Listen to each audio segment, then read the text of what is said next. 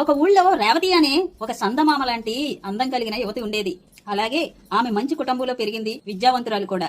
ఆమెకు సతీష్ అనే ప్రేమగా చూసుకునే తక్కువ సంపాదన కలిగిన మంచి భర్త ఉన్నాడు. అతను ఆమెకు విలాసవంతమైనటువంటి జీవితాన్ని ఇవ్వలేకపోయినా ఆమెనే తన ప్రపంచంగా ప్రేమగా చూసుకునేవాడు. కానీ రేవతికి మాత్రం ఎప్పుడు డబ్బు, బంగారం, పెద్ద పెద్ద బంగ్లాల్లో ఉండాలనే పెద్ద పెద్ద కలలనేవి కంటూ ఉండేది. ఆమె దగ్గర బంధువుల ఫంక్షన్ లో ఒక రోజు అజయ్ అనే ఒక పెద్ద వ్యాపారవేత్త పరిచయం అవుతాడు. ఆ పరిచయం కాస్త స్నేహంగా మారి ఆ పరిచయమైన అజయ్ వాళ్ల గొప్పవారి లైఫ్ స్టైల్ ఎలా ఉంటుంది అని చూపించి మెప్పింపసాగాడు. అలాగే రేవతికి పెద్ద పెద్ద బంగారహారాలు, ఖరీదైన చెప్పులు, స్మార్ట్ ఫోన్లు పంపించేవాడు. ఇవన్నీ చూసిన ఆమె అజయ్ వైపు ఆకర్షితురాలయ్యింది. అతనితో ఉంటే తన జీవితం ఎప్పుడూ ఇలాగే విలాసవంతంగా ఉంటుందని అప్పటి నుంచి తన భర్తను దూరంగా ఉంచడం మొదలుపెట్టింది.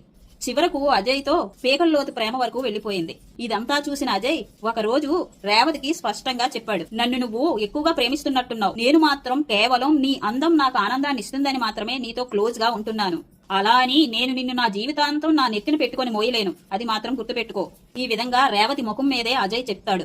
ఆ మాటలు విన్న ఆమెకి వెంటనే కళ్ళు తెరుచుకున్నాయి. ఆ మాటలు రేవతి మనసుకు గట్టిగా తగిలాయి. అప్పుడు వెంటనే తన భర్త గుర్తుకు వచ్చి ఇంటికి వెళ్లిపోతుంది.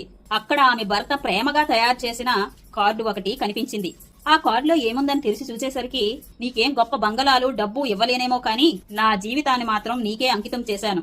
నన్ను నువ్వు ఏమి చేసినా నాకిష్టమే అని రాసుంది. అది చూసిన రేవతికి కన్నీళ్లు ఆగలేదు.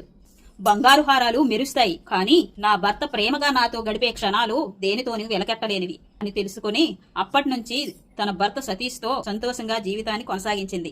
ఇక్కడ ఒకటి మాత్రం ఖచ్చితంగా తెలుసుకోవాలి, పరాయి వాళ్ల డబ్బు, ఆభరణాలు గొప్పగానే కనిపిస్తాయి, కానీ ప్రేమించే భర్త హృదయం ఆనందంగా మెరిసే దీపం లాంటిది. పాత సామెత చెప్పినట్టు పరాయి వాళ్ల సొమ్ము పాము వంటిది అన్నట్టుగా పరాయి మగవారిని, వారి సొమ్మిని ఆశిస్తే పామును నమ్మి పాలు పోస్తే ఏదో ఒక నాడు కాటు వేసినట్లే పరాయి మగవారిని ప్రేమతో మోసం చేసి వారి డబ్బు, ఆభరణాలు కాజేయాలని చూస్తే ఎప్పటికైనా ఆ పరాయి సొమ్ము నిన్ను నిలువునా ముంచక మానదు.